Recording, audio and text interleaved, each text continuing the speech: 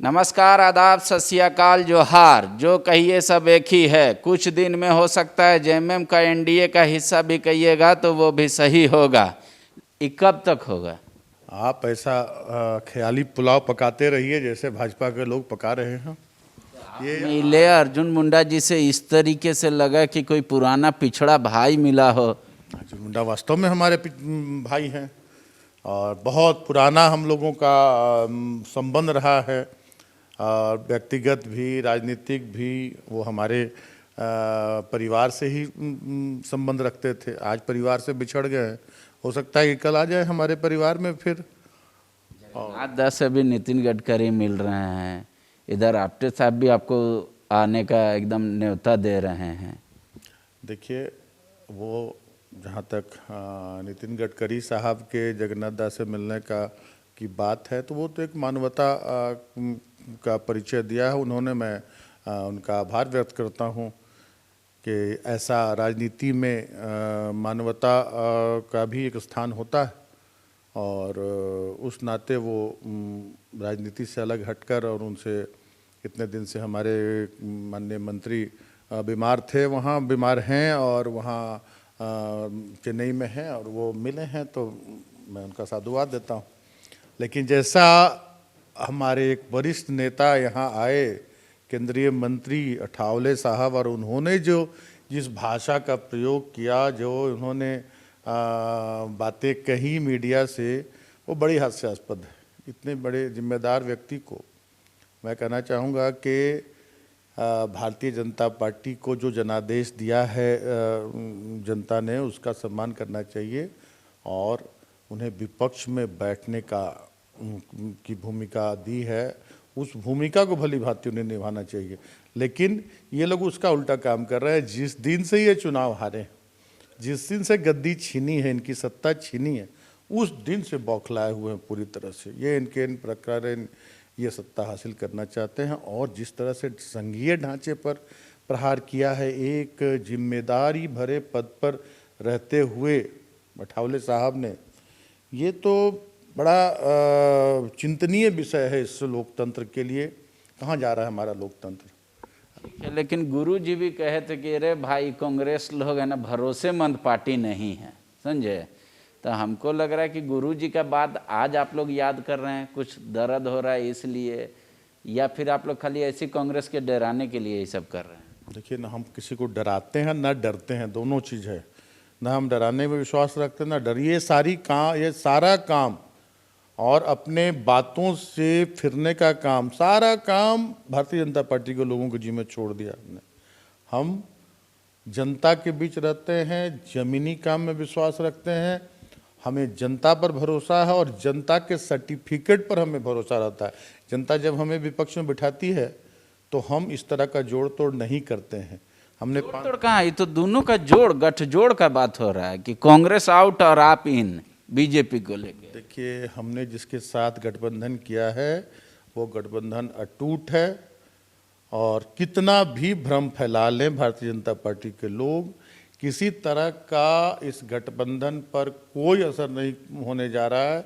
और अभी नहीं, इस 5 साल 2024 तक नहीं, 20 साल अभी भारतीय जनता पार्टी को सपना देखना होगा इस राज्य की सत्ता हासिल करने के लिए। गुरु जी अनुभवी आदमी है ना, आपका इतिहास भी रहा है, कभी आप गलबहियाँ करके सत्ता बीजेपी के साथ भोगे हैं, तो ये दोनों बात तो सत्य है। अगर तो ये कैसे आप कह रहे हैं कि आगे नहीं होगा ऐसा? देखिए, कहीं मजबूरी होती है, लोकतंत्र में मजबूरी होती है कहीं कहीं के, और संविधान के अनुरूप हमेशा चुनी हुई पार्टी का बहुत ज़्यादा ये जो हमारे संविधान में है कि राष्ट्रपति शासन और राज्यपाल का शासन राज्यों में नहीं होना चाहिए, एक अच्छा संदेश नहीं होता है।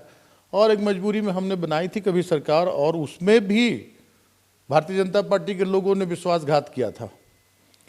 कहते हैं हेमंत सोरेन विश्वासघात किए थे, आप कहते हैं कि भारतीय जनता पार्टी के लोग विश्वासघात किए थे। अब वो उनका अंदरूनी मामला है और हम अच्छी तरह से जानते हैं कि क्या बातें हुई थी। मैं भी साक्षी था, मैं भी उस समय एक मंत्री और विधायक तो नहीं था, लेकिन पार्टी का एक वरिष्ठ नेता जरूर था। मैं भी पार्टी का महासचिव था और बातें हुई थी कि 17 महीने मुंडा जी और 17 महीने हमारे माननीय हेमंत जी मुख्यमंत्री रहेंगे, उनके नेतृत्व में राज्य चलेगा। लेकिन जब हमारी बारी आई तो वो सीधे मुकर गए और परिणाम मिला उन्हें कि ये सब बात आप लोग काहे न कहे थे उस दिन मीडिया में? उस दिन तो कहे थे आप लोग 7 गो पॉइंट की स्थानीय नीति नहीं परिभाषित किया, यहाँ का ये काम नहीं किया, यहाँ का ये कहाँ बात बोले थे? ये तो आप लोग बोलते थे।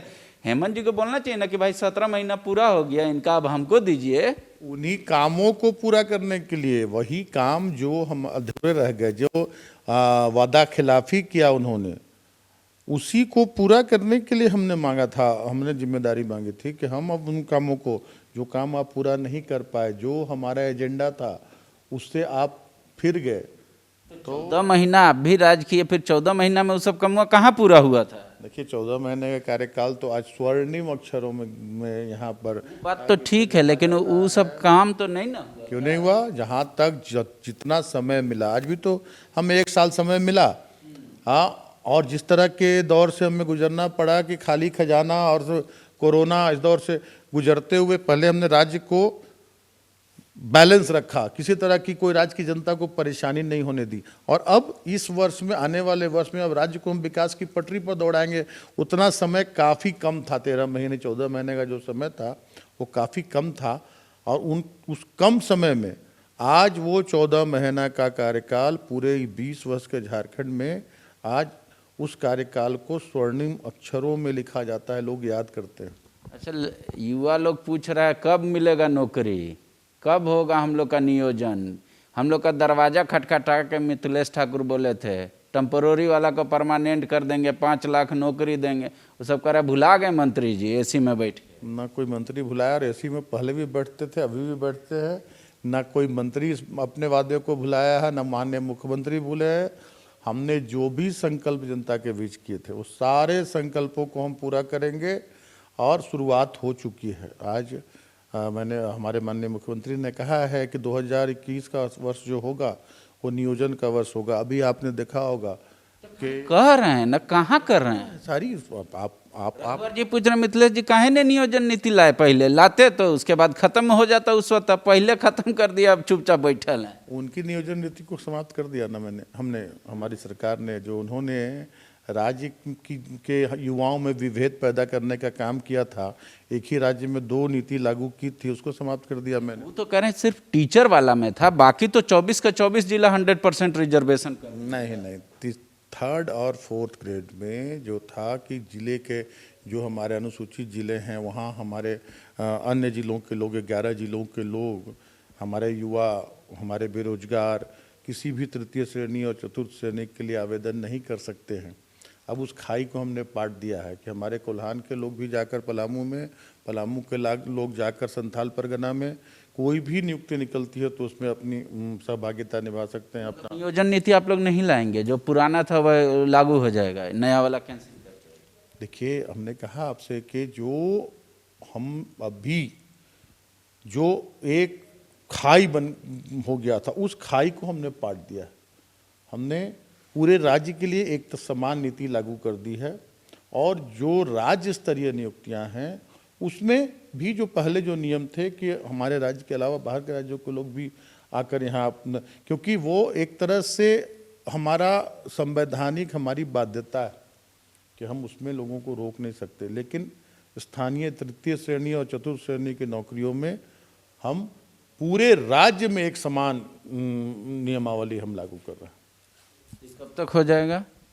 लागू हो चुका है, हो जाएगा, क्या हो चुका, इसके लिए तो सारी प्रक्रिया पूरी हो चुकी है और बहुत जल्द ये इसका ये निकल जाए ना हो जाए। अच्छा, कि आप अपना छोट भाई के वहाँ का बोल के आए हैं जामताड़ा में, इरफान जी पूरा मतलब बन्ना जी के कब तब लग रहा कि धसोर के कुर्सी से गिरा देंगे, कि कहे हैं मिथिलेश जी कि आप ही हैं मंत्री बनने लायक, वो भी स्वास्थ्य मंत्री। ऐसा आप क्या कहते हैं? ये सब आप मीडिया वालों के दिमाग की उपज है।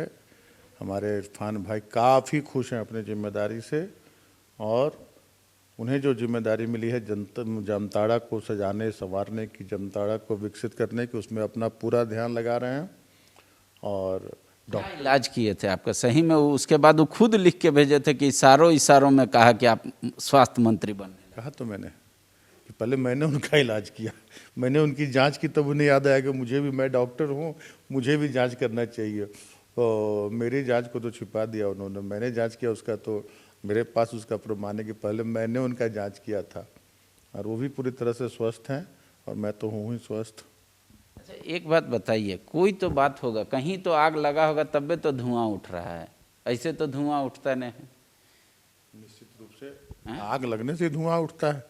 तो कहाँ बहुत तेजी से धुआं उठने लगा? तो ये सब आप लोगों के दिमाग की उपज है, ये सब मीडिया का मनगढ़ंत बातें हैं, मीडिया के ओर से उठाई जाती है। बताइए, मीडिया को मसाला चाहिए और मसाला हम लोग भी देते हैं। जहाँ आप मसाला चाहते हो तो हम निश्चित देंगे, कि क्योंकि आपको भी चैनल अपना चलाना है।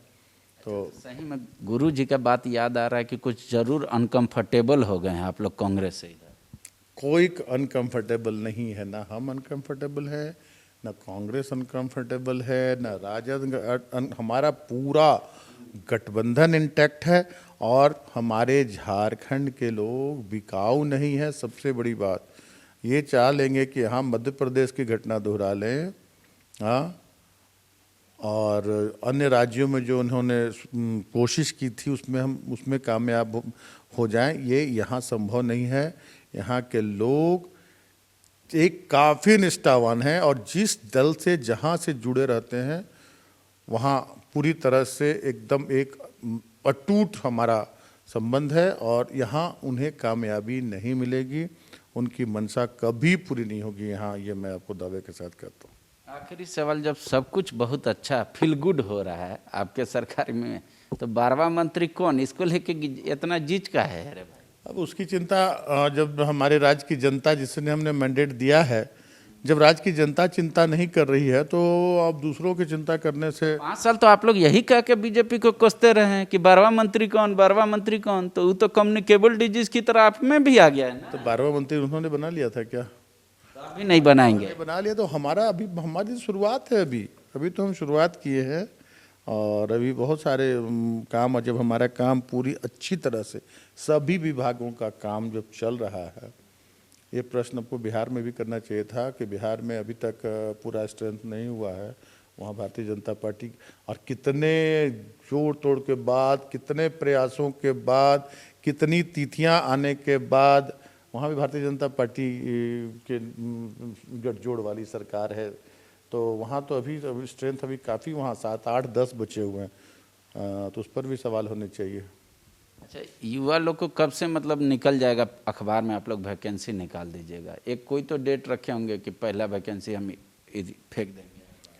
वैकेंसी आ रही है, आप देख नहीं रहे हैं अभी, बीपीएससी की, बीएससी वाला तो चल ही रहा था, उसमें भी तो कह रहा है कि 5 साल खा गए मिथिलेश जी। हाँ, 2016 कट ऑफ दे रहा है, 2011 का हम लोग का मांग था, कह रहे थे 2011 देंगे। लड़का लोग कह रहा था कि कट ऑफ डेट 2011 देंगे, 2016 दे रहे हैं। देखिए, जो जहाँ तक हमारी भी बाध्यता है कि जो प्रावधान के तहत जो भी अंतिम जो हमें कट ऑफ जाना चाहिए उतना कट ऑफ हमने दिया है, और सभी तरह की छूट दी है। हर तरह के, 1 साल में हमने 5-5 साल का ये निकाल, 5-5 साल का हमने जो गैप था उसको पूरा करने का काम किया, इसका स्वागत हो रहा है। हमने जो एप्लीकेशन फ़ी था उसको कम करने का काम किया। तो ये सारा हम जनता पर सीधा सीधा भरोसा रखते हैं, और जनता हमारे कामों को सराह रही है। विपक्ष क्या कह रहा है उस पर हम कभी ध्यान नहीं देते। ठीक है, विपक्ष को भले लोकतंत्र में जनता की आवाज़ बताया जाता है, लेकिन मंत्री जी कह रहे हैं कि वो लोग जो राग अलाप रहा है उस पर हम लोग ध्यान नहीं देते, अपना काम पे ध्यान देते हैं। इनका काम ही बता दिया तो बोले कि हम लोग कांग्रेस के साथ पूरा कंफर्ट जोन में है, बीजेपी की आवश्यकता नहीं, मिलना मिलाना चलता रहेगा, इसको आप जैसे चाहते वैसे देखिए। धन्यवाद। विवेकानंद विद्या मंदिर स्कूल एक CBSE affiliated English medium coed school है। हम शिक्षा के साथ संस्कार देते हैं। thefollowup.in. Like, share and subscribe. www.thefollowup.in